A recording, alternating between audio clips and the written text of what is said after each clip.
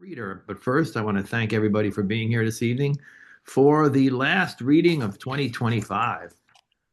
We will be back on January 2nd, first Friday, with Doug Anderson, the one and the only, the incomparable Lenny Dellarocca, and Octavio Quintello will be joining us also. That's January 2nd. That will be, as most of these things are, until March, Zoom only.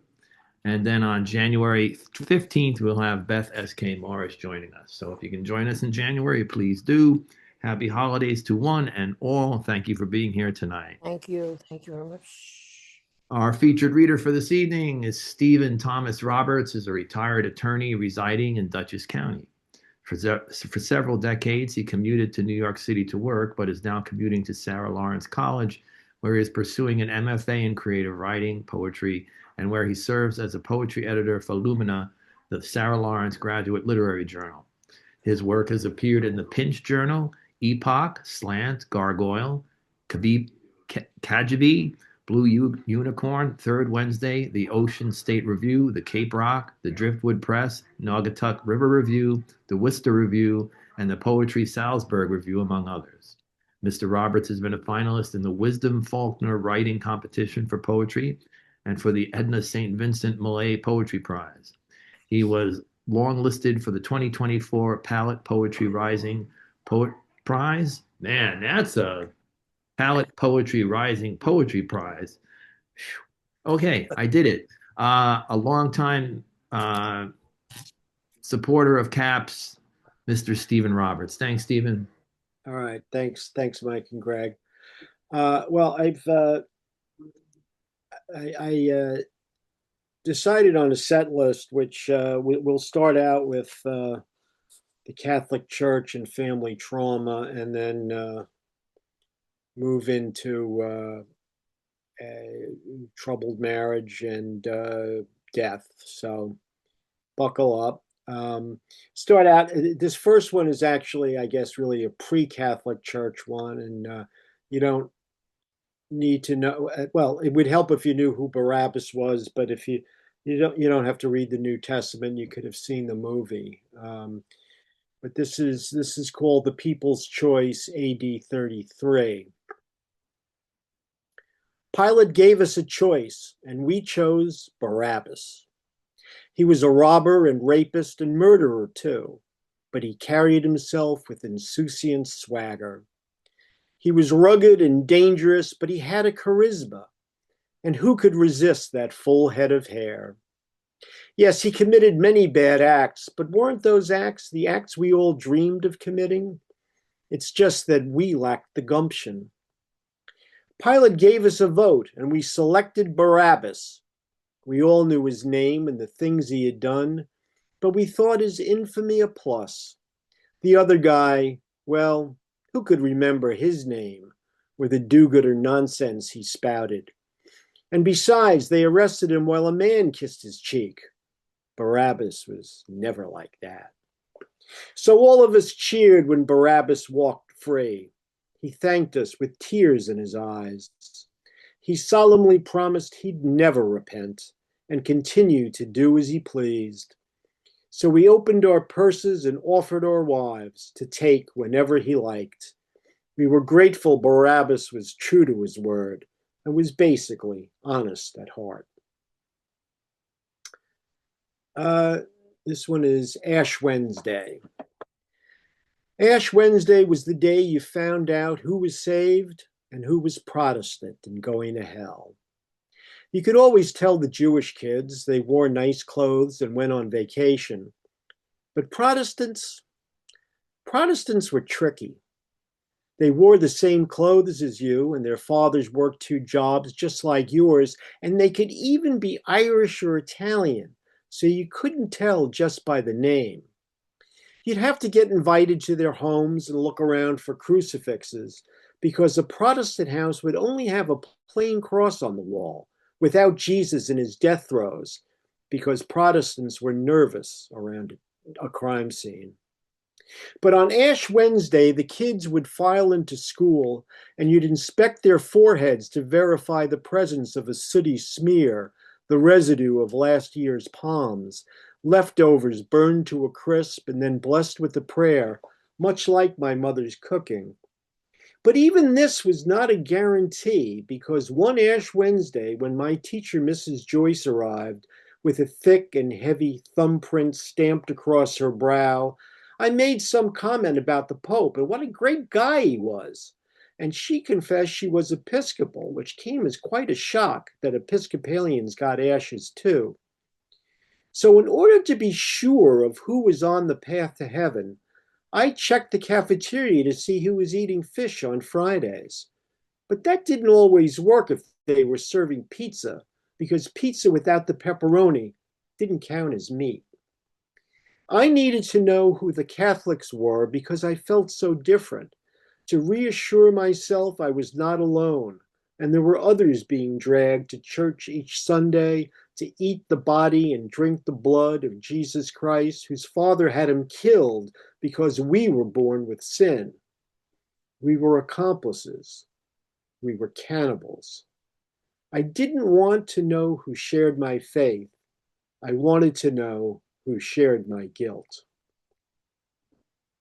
And we'll move right into contrition. You had to make a good confession in order to receive the host. But to make a good confession and be absolved by the power of the Holy Ghost, you needed to be penitent and conscious of your guilt and apologize to God for what you did. It was important to my mother that she be seen as one who raised good Catholics.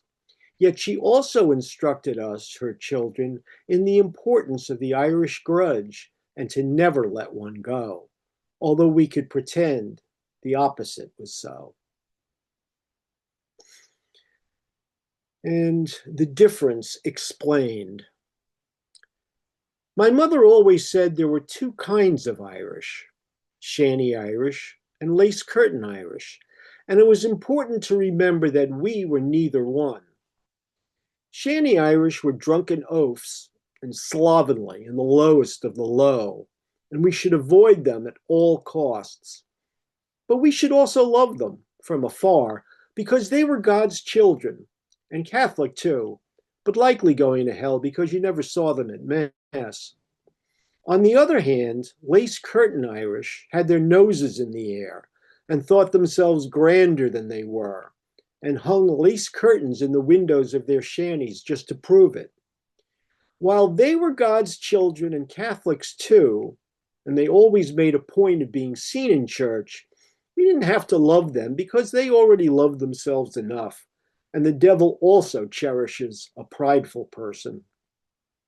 But the day I asked my mother where we fit in, if there were only two kinds of Irish and we were neither one, she slapped me hard for being dense and lectured that it wasn't important to know what you were. It was important to know what you were not. And we have a novena of these poems. So here's a rosary. My mother's mother said the rosary each day, rain or shine. It didn't matter.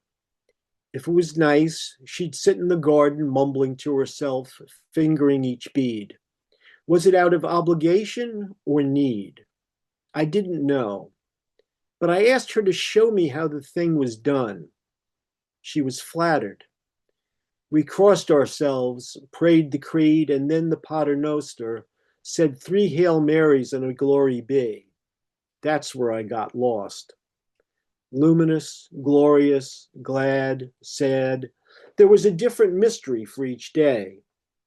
None of these mysteries ever got solved. Nothing in heaven ever got resolved. And church. I sat in the pew and thought of Mary Catherine and her ass and what I would do with it. I knew I should not have such concupiscent thoughts, especially in church, but it was the only way I could make it to the end, when Monsignor would proclaim the Mass was over and we could go, and the congregation would intone, "Thanks be to God."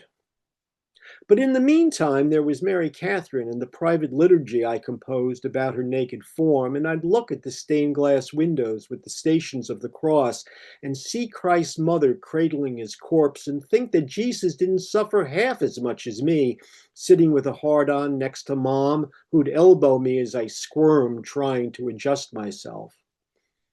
I know it sounds sacrilegious, and maybe so, but why put Easter in the spring when there were crocuses in bloom breaking through the earth? And why create Mary Catherine and her ass if I wasn't meant to contemplate their mystery? Excuse me.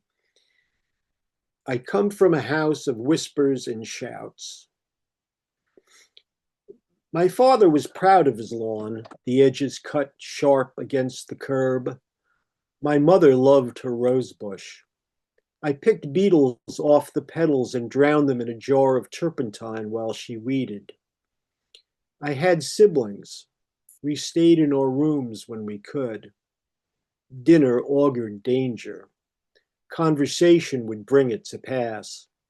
And so we were silent, efficiently consuming our meal. We left the table as soon as we could.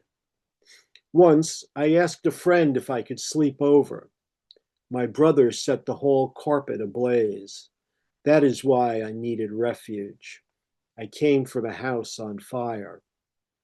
I slept peacefully that night, away from the place I came. In the summer, my father would remind us that phosgene smelled like new-mown hay.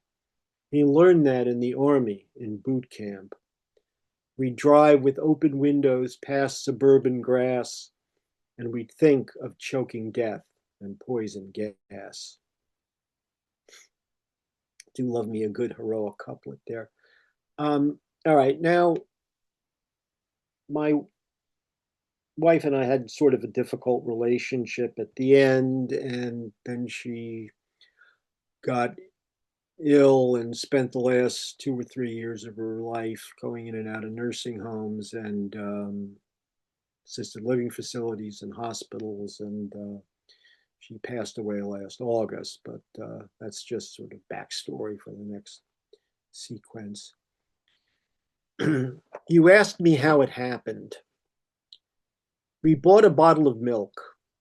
There was a date stamped on it. We saw the date, but it seemed far off. So far, in fact, it seemed to curve around the lip of the earth and vanish. We gave it no concern. But the date passed, and as we used the milk, we noticed things. It smelled off. The taste was strange. But this was not enough to abandon what was left. It seemed a waste. So we ignored the taste, and when we poured the milk into our coffee and it curdled, we drank our coffee black. But we could still use the milk for cereal, and we pretended it was fine. Then, one day, we spooned the soggy bran up to our waiting mouths, then spat the rancid contents out and wiped our mouths upon our sleeves. And this is origin story. When you called at midnight crying, you seemed surprised that I was up, but it was the third time you called at an hour. So it was as difficult for me to sleep as it was for you with your unpleasant roommate and the indifferent aides who would not change your diaper.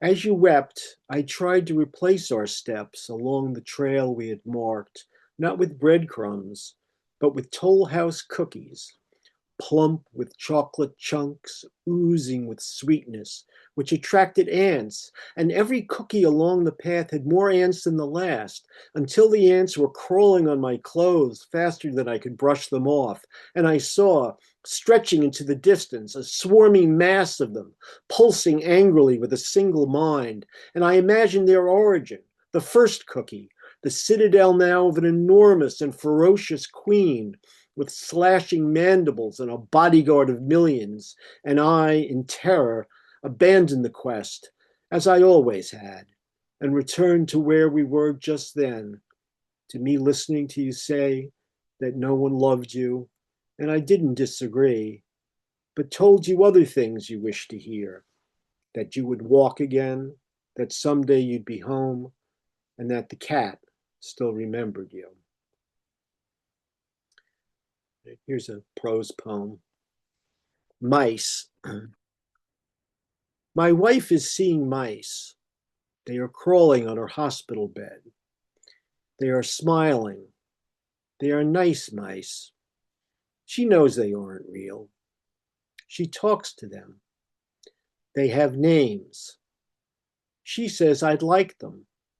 They are excellent animations, cuter than Disney or Pixar.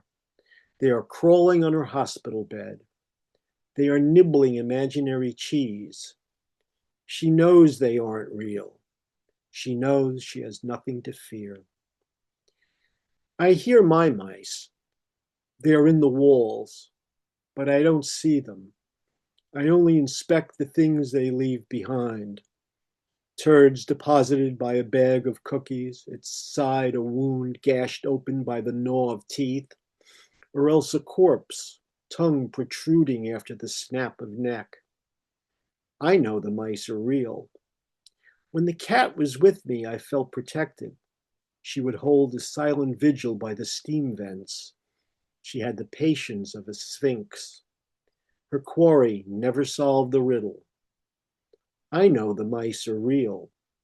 I hear them in the walls, scurrying, waiting to come out. They are like the sin I refuse to confess, rattling in my soul, unforgiven and unforgotten.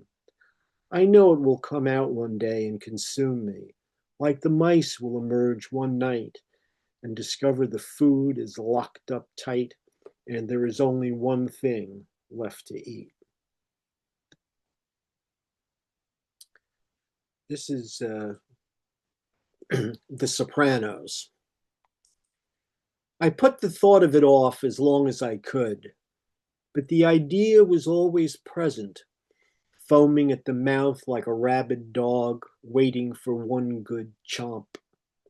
It used to loiter in the shadows of the house across the street, watching. I could hear it panting, but I could make it to the car before it even knew that I was out the door. I was sprier then. And when I roared off and watched its form recede, trying with bloodied paws to keep up, I celebrated my reprieve and enjoyed my liberty as any sailor would, with booze and sex and gambling and Nickelodeon cartoons, for I was free and certain that my next escape was equally secure. But then my friends began to die, and I made the rounds of hospitals and services and boneyards, pitching a handful of flowers or dirt into their open graves.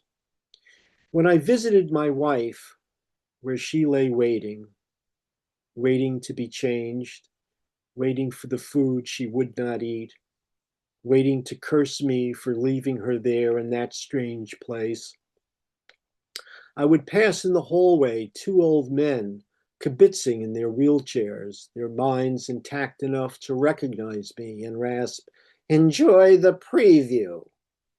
Then they'd smile and cackle, throats rattling with phlegm, like a pair of 18th century crones waiting for the tumbrils to arrive. But one day, when I arrived, the men were gone, and I passed without remark to where my wife lay, pointing at the corner of the room, asking whether a dog was there, and there it sat, chest heaving, resting on its haunches, tongue lolling out, eyes bulging, its mouth an ocean of wave-capped drool, and I dropped the flowers in my hand and fled. I am in my house now, and I hear it outside, scratching at the wood, and the wood is splintering, and my food is running low, and the plumbing is on the fritz, and the car is in the shop, and I wish I had a stronger faith as to what is yet to come. But all I hope for now is for the screen to suddenly go black. And next is Brown Bread. We could not bear to say the thing. To acknowledge it would make it real. We approached it in a periphrastic way, circling about, the way vultures do. We coded conversation like Cockney slang, suggesting, never stating. Perhaps the event would not come to pass if we stutter-stepped around it, as if the moment were not close enough to smell. Instead, we pretended there was hope and that feathered things do not fly away.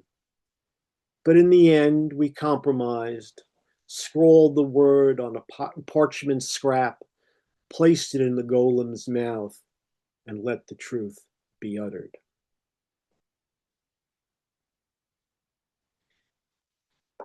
The Liberation of Manila. Even though I live alone, I put the seat down after I pay. It's the same reason I wake up from an argument, preparing for the next one. Now I am arguing with myself. The day will argue with me too. We have a conversation that never gets resolved, even when it seems it should. Maybe it's the quiet. Maybe it's the sunshine and sky waiting like an impatient groom for me to join them.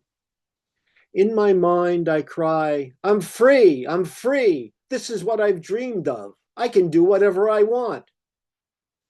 But I stand there like Lot's wife, thinking back, longing for the unhappiness that was familiar. I tell myself there is much to do to be redressed. The floor requires sweeping, the toilet scrubbing, and the books. So many to be shelved, if not read. By evening, the list has grown as long as the hair on Rapunzel's head, and the leaves are falling and choking the guttered eaves, even in summer. And this next poem I read a couple weeks ago at CAPS, but for some of you who haven't heard it, so I'll read it again. Hypnagogia. Last night I woke because I felt the bed sheets shift, the way sand drifts on an empty beach in winter, the way the sheets would move when you got up to pee in the middle of the night as you slipped away, trying not to wake me, and the space beside my body went lonely. But this time I knew it wasn't you and that I was dreaming, because you're dead, right? I saw you die, take your last breath, but for a second it didn't seem that way. And I looked at the clock, it was 1:45 a.m. And I had to go to the dentist, which was odd because I was only there the day before and I knew there would be an issue with the insurance.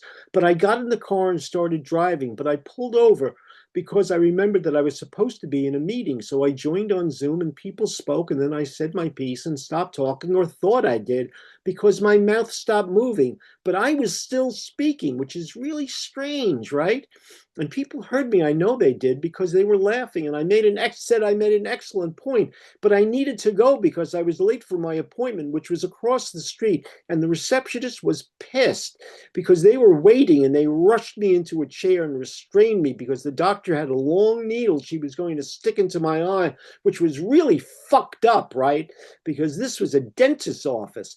But then I remembered that you would get eye injections for diabetic retinopathy, and I woke up just as the needle entered my eye, and I looked at the clock, and it was 2 a.m., and I'm writing this to you even though you won't read it, and I don't know what it means, except that I was thinking of you today when I was going through your clothes to give to Goodwill.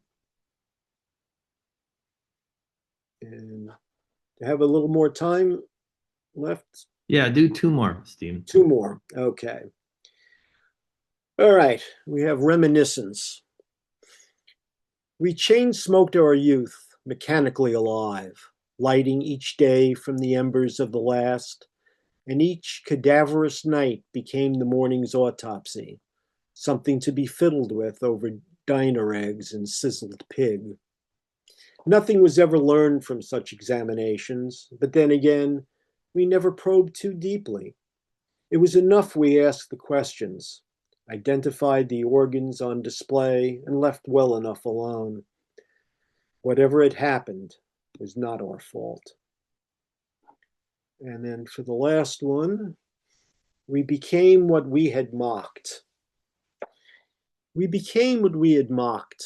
Q-tips, fossils, geezers, and crones, hunched like candy canes tangled in tinsel, clinging to the desiccated branch of a Fraser fir discarded after the festivals.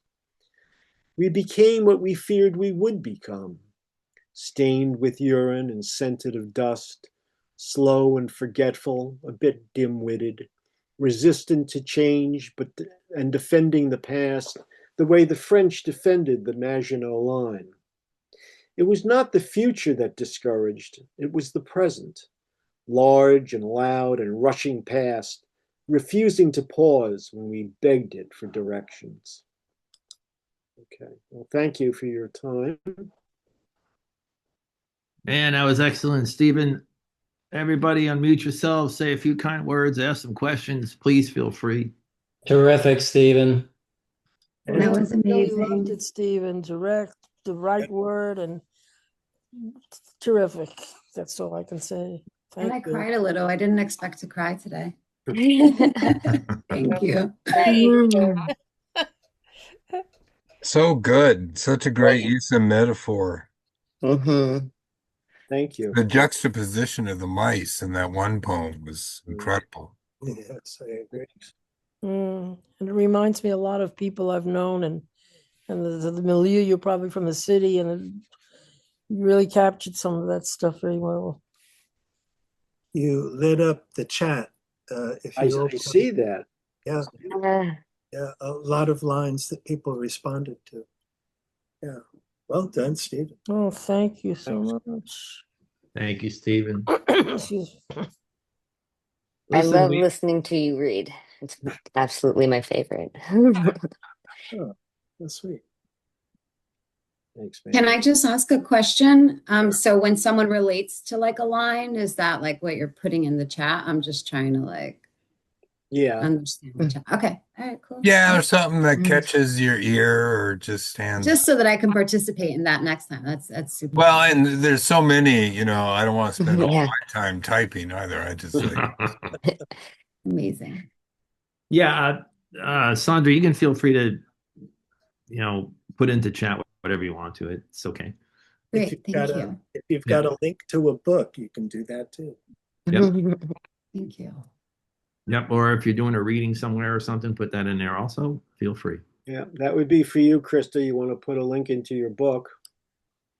Sure. Yeah, it's not poetry related, but it's a business book. So if you guys are interested, I'll drop it in. All right.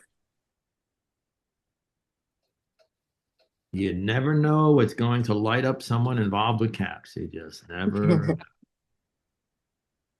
All right, we only got a handful of open micers. So how about we do 4, 5 short ones apiece and, expand it out a little bit. If you want to make some comments about it or ask each individual reader about what the hell did they mean, please feel free to do so. And our first open mic reader, a fine gentleman on all accounts, Mr. Guy Reed. Oh, wow. Okay. Well, I was only planning on reading one. That's fine too, whatever you're up for. We'll see. I could do a short one. I've been writing longer poems lately, so I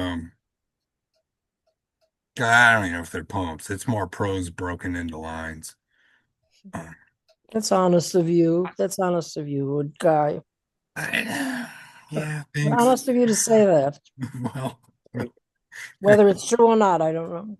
well, I spent 20 years trying to write really short, tight little lyrics, and I kind of did that. Now I'm back to writing long narrative shit. Well, partly focused on grief I've been dealing with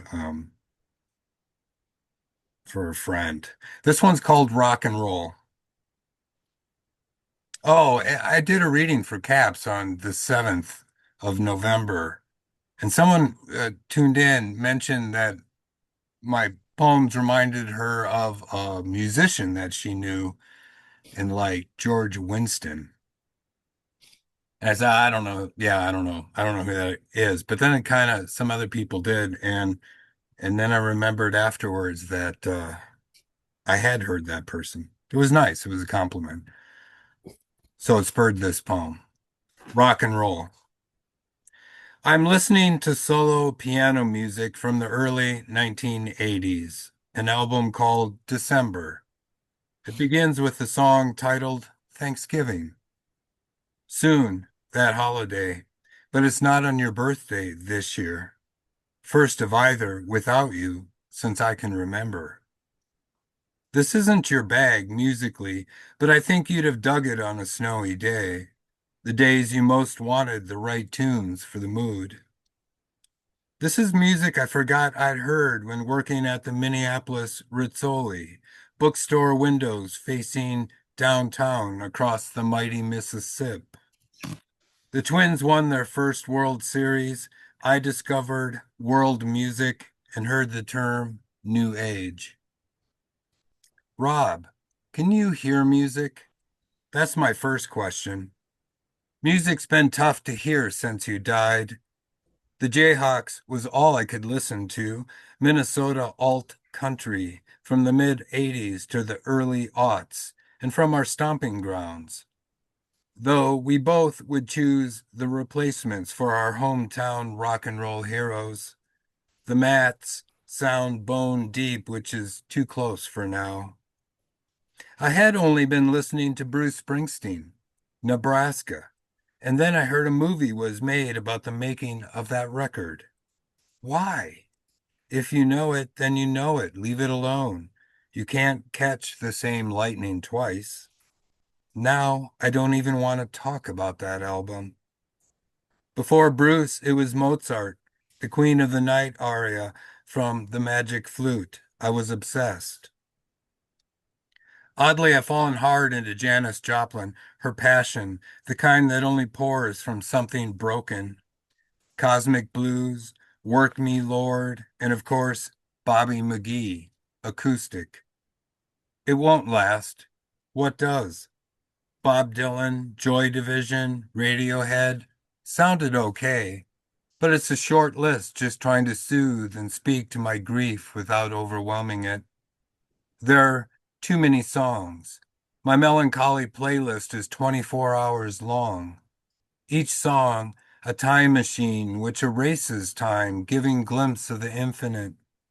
Or it simply rocks so hard you dance like fire, channeling energy and light like all your chakras blowing open, the roof ripped off by thermal burst. Last we wrote, you were freaking out about Jimmy Page and Led Zepp, who, weirdly, we never discussed. You'd recently seen the documentary of their beginning. They were blowing your mind.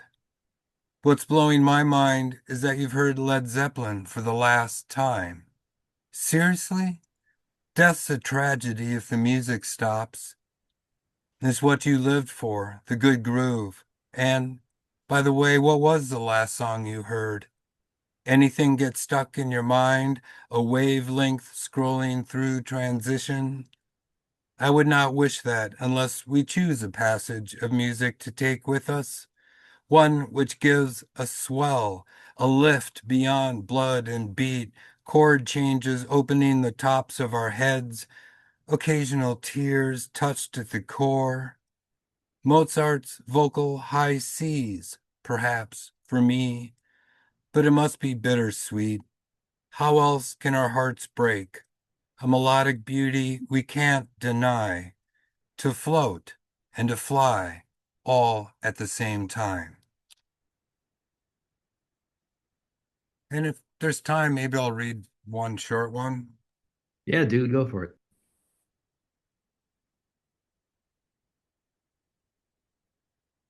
Measurement. Each day I take the measure of my grief. Some days not deeper, only wider. At least the tears ebbed. Then the day we get the family Christmas tree. Cut it down, bring it home, make hot cocoa, give thanks. Grease depths echo back. The level has sunk, draws tears that outweigh the last haul of sighs, almost crushing. I battled despair like a weaponless knight in rented armor, to hold the good light inside myself, to know that once a day like today brought brightness, which gave us more shine because of your reflection. The pit of my gut feels the heft of space between body and earth, the sadness pulling so far below my center of gravity. Another new one. Thanks. Oh, that was fantastic, guy. Thank you, Thanks. man. Fantastic.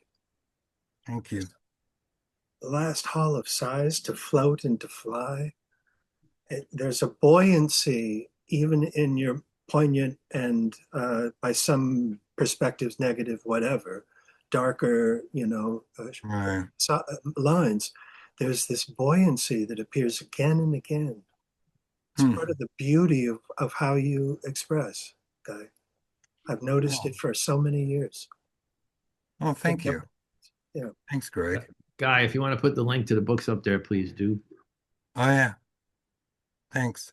Thanks, man. Another fine gentleman and a longtime supporter of Calling All Poets, Mr. Lenny Dellarocca. You're up, buddy. Thank you, guys. That was incredible stuff, Stephen, as well as a Guy. This is I took a bunch of memories and put them into couplets, and each one is a true memory, something that actually happened. And there's some of these that I've fleshed out and made poems out of in another universe. But in any case, this is called That Time My Father Rode an Elevator with Lucky Luciano. That time I slept under a tree on New Year's Eve. That time we stole a car and smashed it into a pole. That time I sniffed glue with Weeds McCormick. That time an undertow dragged me out to sea. That time we didn't have a place to live. That time the dean at school gave me 3 whacks. That time 5 kids made fun of my shoes. That time I fell out of a bloodmobile. That time we were kicked out of the circus. That time a drunk driver decapitated my girlfriend. That time Tick-Tock Teddy staggered out of the woods. That time roaches covered the 6-foot banana plant. That time I walked across the deck of a ship in a gale. That time I ran into a barbed wire fence after midnight. That time I was sideswiped by a car running from the cops. That time I picked up a woman who showed me her penis. That time my neighbor stood silently at the screen door. That time I watched a mother nurse her daughter's baby. That time the furnace filled her house with white smoke. That time my aunt dried me off slowly with a towel. That time my grandmother taught me to say "fuck you" in Italian. Okay. Thank you. I'll read this one, I guess. This is called Burning Carousel. My older brother is on the stoop with an evangelist in his shadow. Some kind of troubled wisdom is about to seduce me with Jesus. I know Mary Terranova's thrown him out again to the heart's stone garden in corpuscular light, because she's tired of quotation marks clattering on their dinner plates. And so he comes to my door, and she goes to her lover, who ties her to the radiator, watches the giants, while her daughter, loosely draped in a loose georgette, which is a type of robe, floats on the stream of his sofa. My brother comes to save the wild filament inside me, that ethereal wisp of tremendous light. This time I let him think he wins. I take the oil and wash his feet. Pretend some inescapable beam has pulled me brilliantly to a fatherly sky. Thanks. Nicely done. Oh, Lenny, that was magnificent. Thank you. You're welcome. Thanks, man. Truly. Thanks, Lenny. Oh, Wow. man. The Oh, one, the only, Linette Rabsatt, you're next. Hey, good evening again. I'm just switching my location quickly.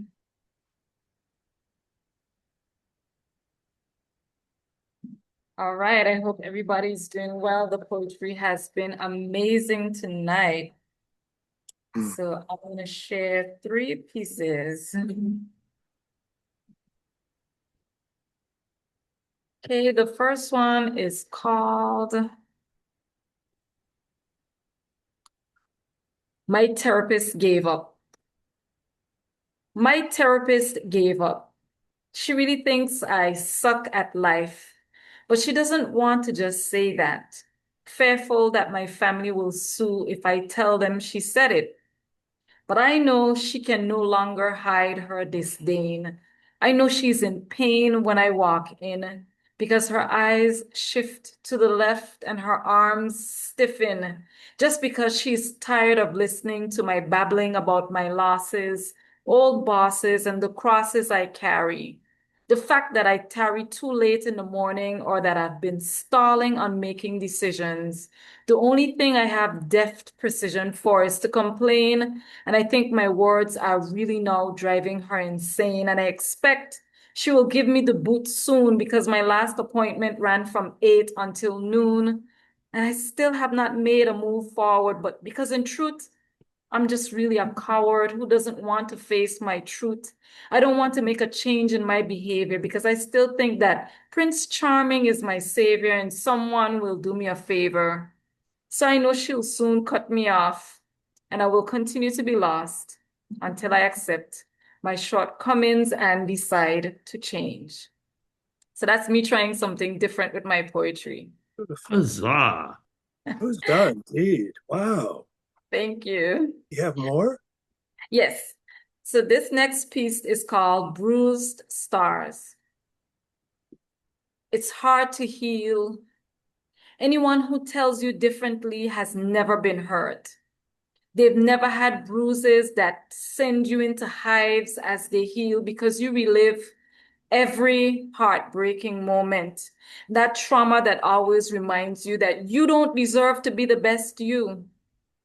The scabs thicken as you cry every night, struggling to fight to get going in the morning because you can't let go and you can't let the feelings show. So you internalize all the stress and hold on to every single bad thing that has held you back.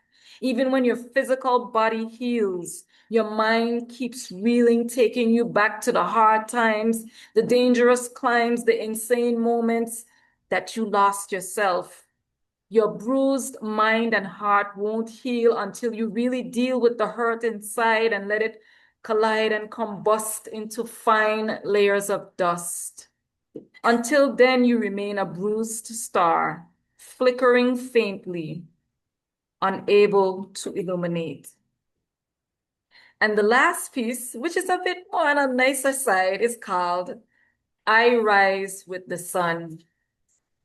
I rise with the sun because my mind is always on the run, and the fun for me is playing with words because at my core, I dream to illuminate like the moon, but it's always too soon when the sun comes out.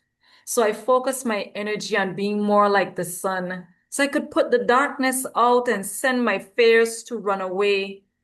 I rise with the sun because I think the sun is where it all began. And since every living thing relies on the sun for growth, warmth, and nurture, I should shine my light to touch the hearts and souls of mankind. Thank you. Shine on. Thank you, Holy Linette. cow. That was gorgeous and fabulous in every way. You got to look at the chat. You lit it up. Shiner.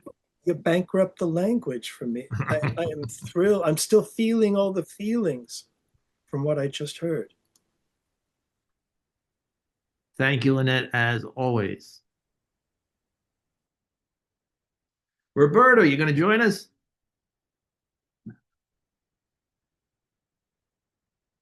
Roberta. She's still there? There she is. You're muted.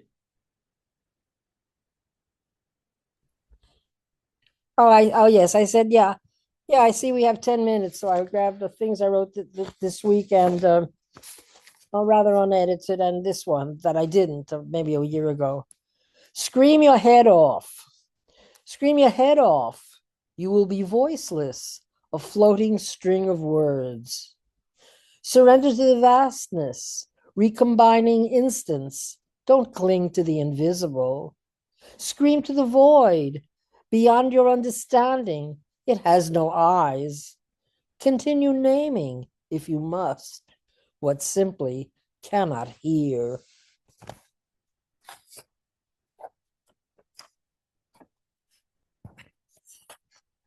Tuesday. Sorry, the decision, Monday. I decided not to drown in a bog of numbers, tightly knitted together, absorbing the dross of days. Riches were promised if I skated the surface of that cloth, jewels to accrue at my neck, but it was not worth it. Though the numbers proved everything, and their net over the hell at my feet was seductive, I dare not lose my life. I retired to a happy cave, a glowing torch in one hand, and painted brilliant animals with the other. Tuesday. This one, I don't know. It's easy to do nothing and leave it to hope. The magic hand that will provide if you're lucky. Was it a dream, the magic paper traveling by itself to a paradise you could care less about, real as your eyebrows you believe but never see? And where was wonder when you awoke, eager to verify with the nearest machine, then remembered you could be wrong, wishing to walk on a cloud, taking what began in slumber as the Rock of Gibraltar? With nothing in mind and yesterday's refuse, you counted numbers, your fingers good as always, and eyes that could still see. This was reward enough, whether or not you deserved it. In a game, someone or other happened to devise.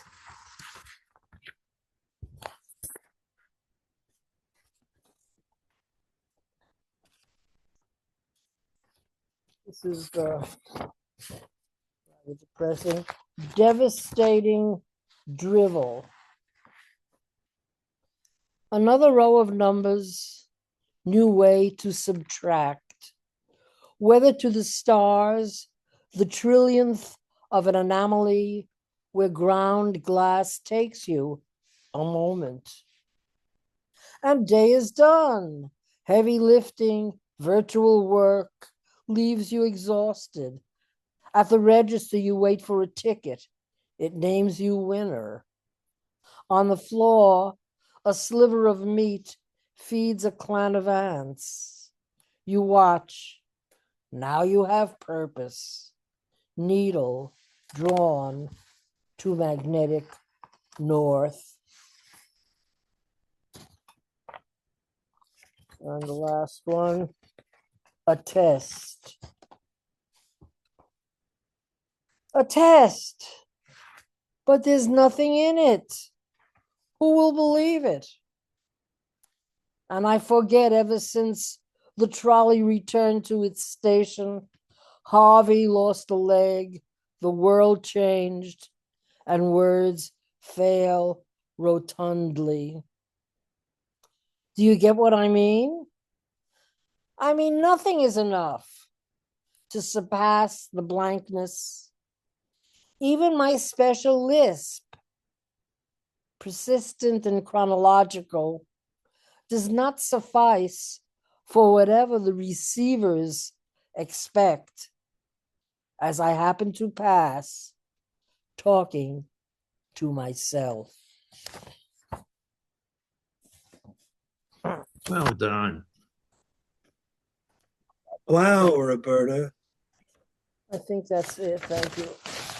your writing is sublime. Well, It is. yes. It is, Roberta. You know, I know. I know. But life, let life be sublime. Yeah. There you go. Okay. It's That- all illusory anyway. Right. I like the illusory quality of your writing and its concreteness at the same time. Thank you very much, Greg. You're a great encourager and friend. Thank you so much. Thank you, Roberta. Thanks, Roberta. I'm really glad to be here. I'm glad I got in. Me too. It was a little hard getting in, and the scream your head off was really what I happened to be doing. I think I could learn something from that poem because the screaming, it gets me nowhere, but that's how I react. Well, you can come and scream at 6:30 anytime. Okay, I'll do it next time. Okay. Bye-bye. Thank you. Thanks, Roberta. Ron Bremner, you're up. Okay, let me see now. Kind of caught me off guard here. Let's see. Okay. This is called Approaching Somewhere. The nadir of a bottomless life, I am now approaching the middle of nowhere, which lies beneath a bottomless pit of nuanced cliches and poorly mixed metaphors.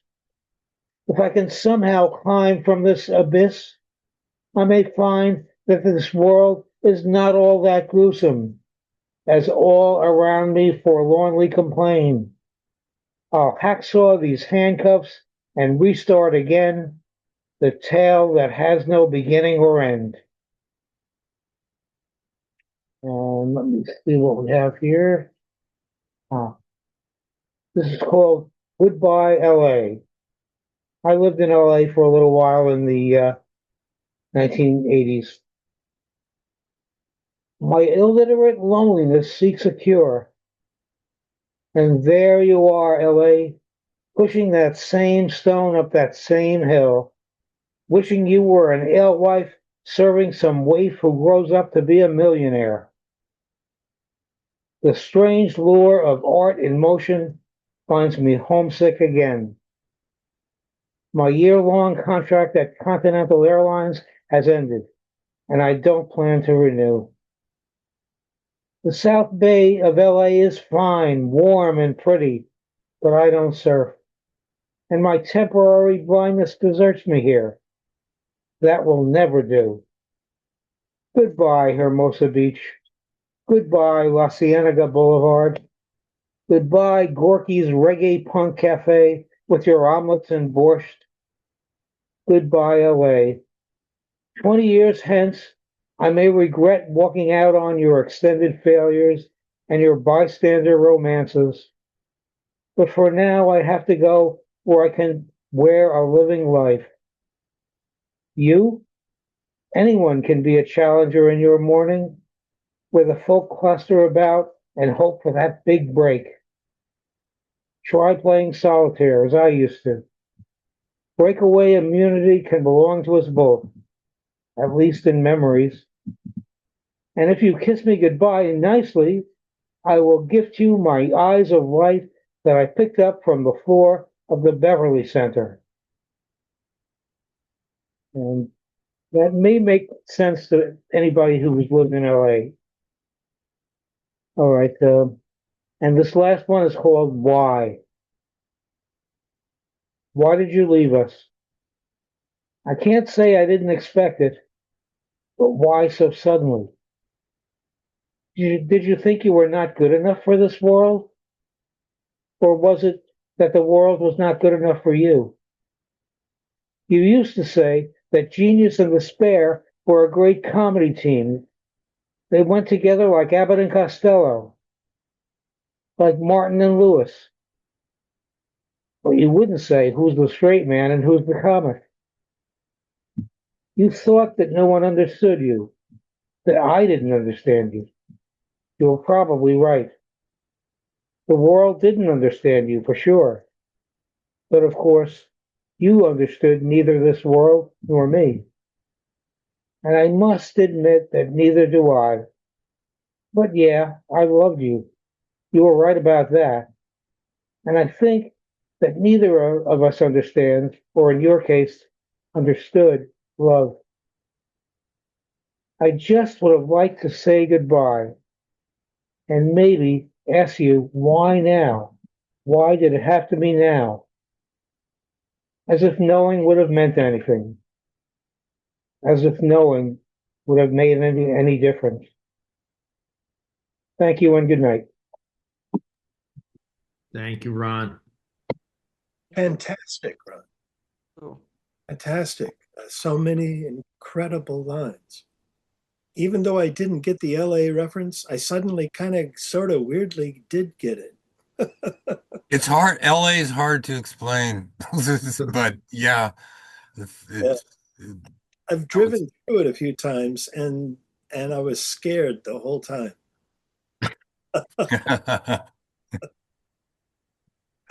Okay. Thanks a lot, Ron. Margie, would you like to read? Yes, Go for it. I have just one because I've been working on holiday stuff and going crazy. But today I took the time off and I wrote this today, so it's really just a rough draft.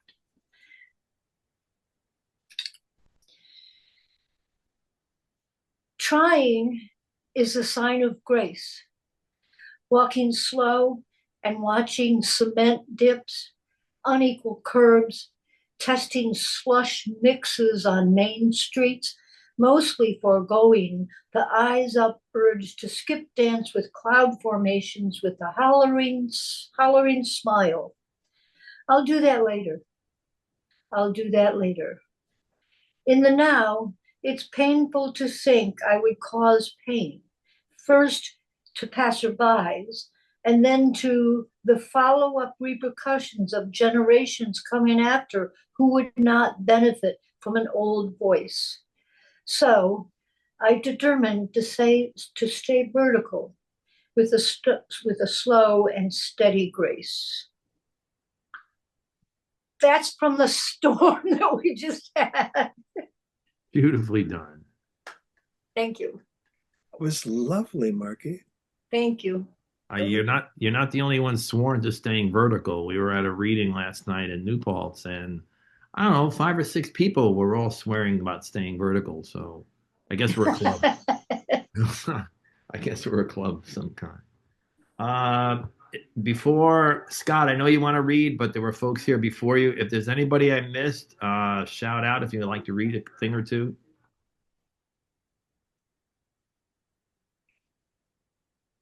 Scott, you want to read next? Scott, you there? Yes, yes. Go for it. 2 or 3 poems, Scott. 3. Oh, okay, sure. I keep revising this one. I'm not happy with it yet, but Cosmic Jackie passes. 1. Broad, south of Washington. She reminded, there are worlds around the corner. Now she moves around the corner. We're children, searching for siblings. We're orphans on the way home.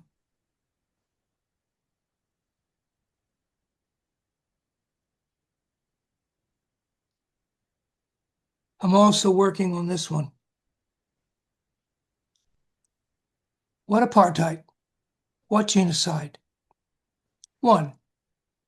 Haifa. She shoulders her book bag. Grandmother's hijab hangs in the closet. On campus, she kisses her lover. Two young women in shorts, in sunlight. Freedom is not genocide, nor is sunlight. 2. Gaza. The prophets of glory and death have killed the flowers of art and wealth. Homes are husks, memory forbidden. Shops are filled, coffers bursting. Deception starves the people. The world surrounds the billboards of history. 3. Haifa. After classes, they walk, they chatter, free to be each other.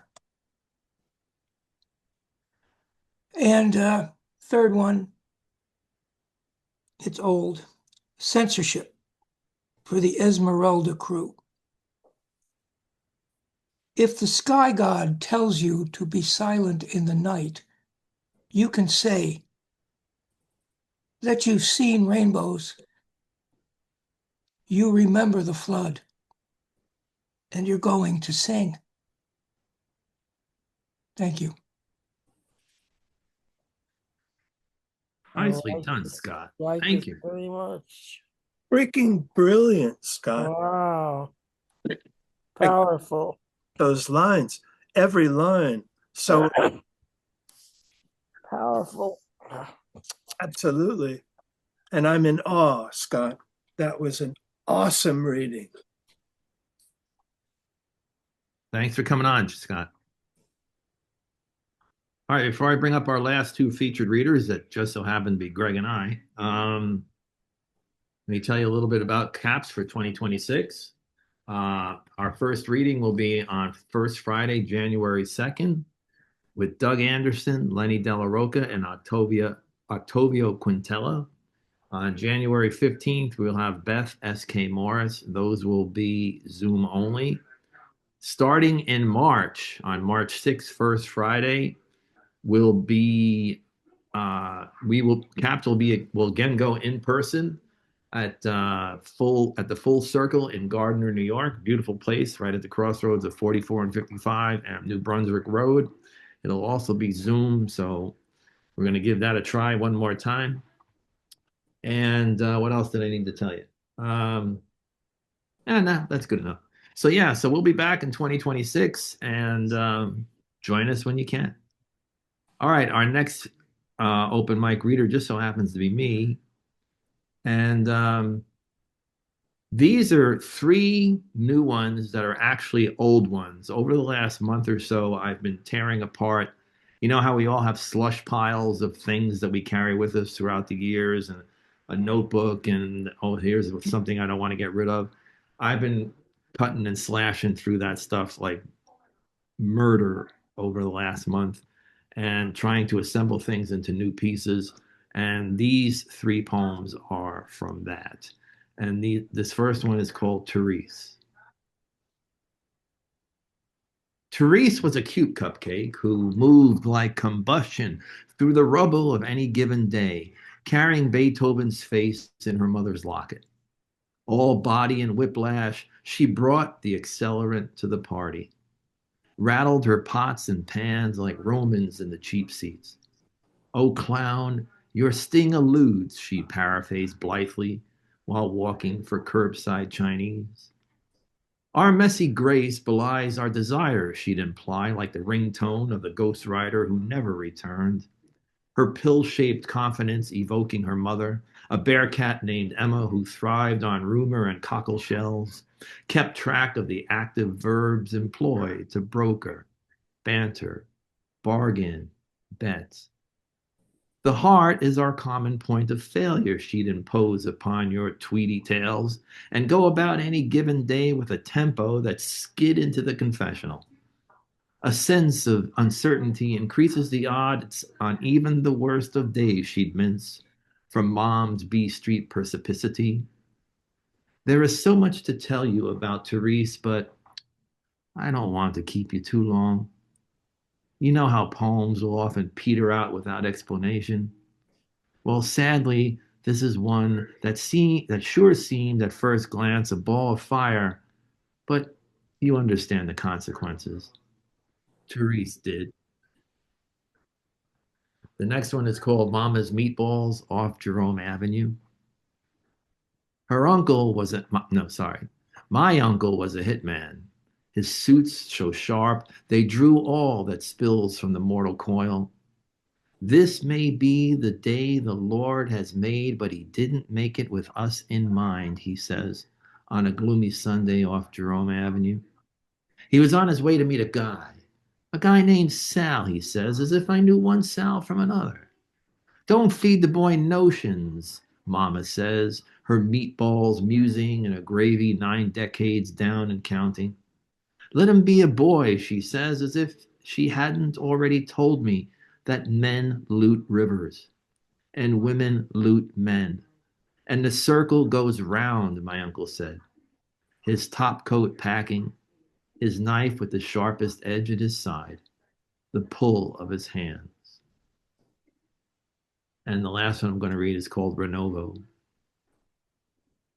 In the switching yards of Renovo, Pennsylvania, the men have nothing to do but watch the weeds grow under their wheels.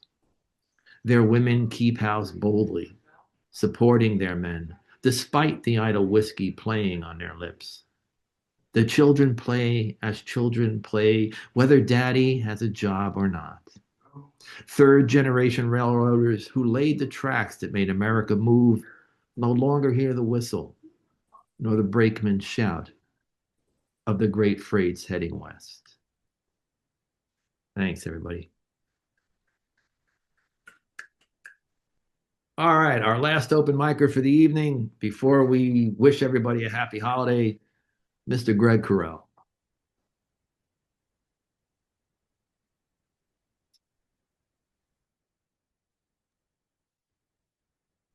This has been a fantastic evening of original lines and startling juxtapositions and heart and mind. I just want to say that first. I just have 3 poems. Average is about 18 lines. The first one is called The Devil Skin Your Emperor. I ease my way through pools of stabbing pain as if suffering is a drug. Whenever I swim inside myself. But of course, you don't know about that yet.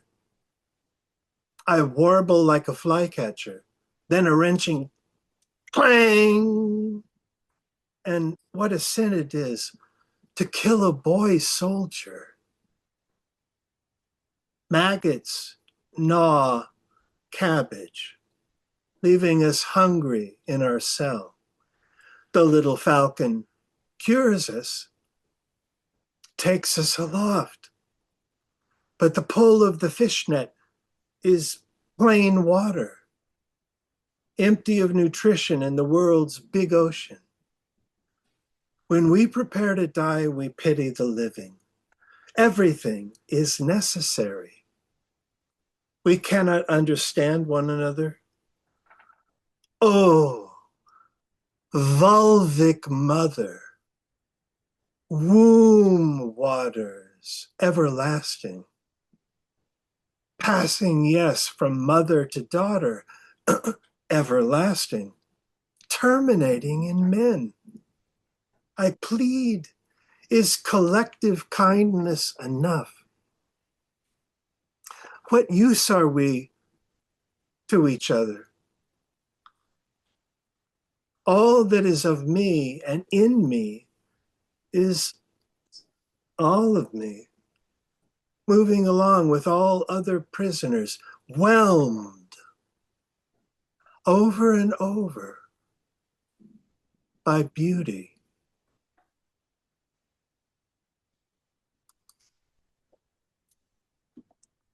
The second poem is called Quote, and it's in quotation marks. Lopsided punctuation, tag completion, end quote. Now comes heart and mind. Heart is intentional and unintentional, with cricket swollen uncles or not. Travelogues from here on in. No, heart and mind. Lost forever, this self of mine. I was slap happy with my older brother. Memories coming after me makes no sense. Every new cut, pound, thrust of evil. Open quote in background. Go get your Bible, boy. Black and white YouTube movie. A lark of eggs, squared, with new paneling, teetering, oh, falling. Once upon a timely delivery, scholars believed falling, falling. My memories batter me with un-Buddhism, falling, flying, end quote. And our last poem tonight is called Ospreys. Ospreys croak, fire, fire, in a shoal of the river. Gelatinous fish guts of Arctic char. Merry now, food in beak, flap-footed. A time approaches when we are gone. Wife, women, and husbandmen will overtake seeding hemp. Children of all shades shall drift away, lose track of tracking itself. In the 9th month, we make ready the stackyards. We lose ourselves to give birth. We sow our spare grains, and some survive. Ho-hum, comes the sun, a red giant slowly expands. Yeah, and where's your God now, Moses? Due respect to oblivious osprey, gluttonous gull, sun glints on contemptible wings.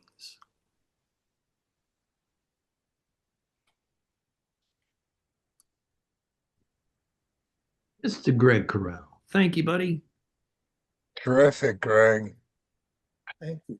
Please, everybody unmute, say a few nice words. Wish everybody happy holidays. Happy holidays, everybody. Merry Christmas, Happy New Year, Hanukkah, all the rituals and festivals that everybody celebrates. I hope you guys are well. Thanks. I want You to too. ask everybody who's joined in tonight, if you didn't read or if you liked what you saw, join us again. We're here every first Friday and third Thursday, and come on by anytime you want. Yeah. Stephen, Thanks for thank you having again. us. Happy holidays to Thank you for everybody. asking And Take Larry care. LaRocca, do you live in a library? Lenny. Here's to 2026. Here's the 2026. Yeah. Thank Okay. you so much. We shall overcome. Yay. Thanks for joining, Sandy. Yes. Happy Thanks for winter coming. solstice. This was wonderful. Yes, Thank you, happy Steve, for New the Year. invite. Oh, Thank you all. Larry? Bye-bye. thanks, Lenny, Sandy, Chris, Lenny, do you live in a library? Thank Haley, Thanks, Steve. Larry LaRocca. Kathleen. Lenny, Oh, I think he left. he left. That's his. Really great to hear your work and Oh, extended wonderful, reading tonight, Steve. I Stephen. loved it. Oh, thanks, Guy. Yes, Greg. Stay away Always from icy wondered- sidewalks. Yeah. Always wondered what the Hey, confirmation Glenn. kids were Hi, up to. Glenn. Happy Merry Christmas to you. Eh? Enjoy the holidays, everyone. I'll Yeah. share some sunlight from the Caribbean. You guys be safe, stay warm, and enjoy to the fullest. Oh, well, thank you for the Thank you. Caribbean. Thanks, Melanie. Lynette. Thank Always you. good to see you, friend. Yeah. I hear you on that. Bye. Good night, everyone. Thank Good you. Thanks, night, good Margie. night. Happy holidays. All right, we'll see everybody back in January. Okay. Thanks for hanging in there Okay. with us, man. Steve, terrific. I loved hearing you. Thanks. Yeah. Thanks, Guy, for everything. Oh, you're welcome. Hang in there. Yes. And And congrats on getting your great. MFA too. I think that's like the coolest thing I've heard. So Yeah. Oh, thank you. Yeah. It is pretty cool. yeah. It's more than pretty cool. It's pretty great cool. Well, I keep thinking like, oh, it's too, for the last 20 years, oh, it's too late to go back to school. Then 20 years go by and I'm like, Right. oh, I could have gone back and done that in this, so Yeah. awesome. I think about that sort of thing.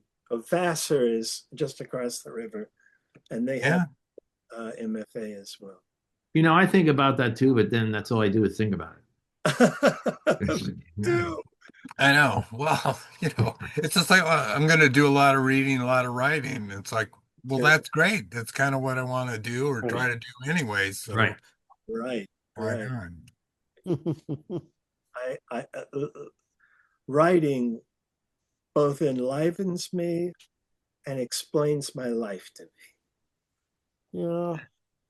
Those animals in this last poem of yours, that imagery, very good. Greg, yeah. Keep on. Well, hello, Jackie, but we were just wrapping up. We're the handful left after the event. Oh, You're muted, Jackie. Can't hear you. Jackie. I don't see. I wanted to hear Steve, and we got in. We got him late. And is there a recording? Yes, this? it'll be on. Yes, it's on the Facebook. It's on the Calling All Poets series Facebook page. Oh, great. If you want to hang in there for a minute, I'll try and put the link up in the chat. Oh, great. Okay. Hold on just a second. Let me see what I can do. Excellent. Sometimes you gotta make the people happy. That's really great. Thanks again for doing that. I've gone and watched, ones I've missed, but also rewatched other ones, that I was there for. That's terrific. But also rewatched other ones. As far as quality goes, I was there for. I'd like to hear Steve again. It was all of the open micers. This has been a stellar night. And we've had lots of stellar nights lately, but gee whiz tonight. That's a little. Yeah, it was a good Absolutely, yeah. All right, Roberta, Jackie, anybody who's interested, I just put the link up there on the Facebook. Oh, great, thank you. And a couple. And tell me again, where is it again, so I can make sure I get it? It's on the Facebook Calling All Poets. Okay. The link is right there in the chat. Okay. Oh, so it's up already then. Well, yeah, it's up on Facebook, and in a couple days I'll have it up on YouTube. Thank you very much. Yeah, Great. I appreciate that. You're welcome. And Steve, I'm sorry I got here so late, but I'm going to hear you. Okay. So what's the next date, Mike? The next date is my birthday, January 2nd. Oh, wow, that's that's right. Great. Okay. Yeah, it's gonna be Lenny Dellarocca, Doug Anderson, and Octavio Quintella. We got folks coming in from New Mexico, Florida, and I believe Doug is in Maine. So we're all over the world. So Okay. all right. See you later, Alligator. Thanks, everybody. Happy holidays. Bye. Bye, Steve. Take care, everyone. Take care, man. So long. We'll catch up. We'll catch up with you. Thanks again, Stephen. Okay, thank you. You're welcome.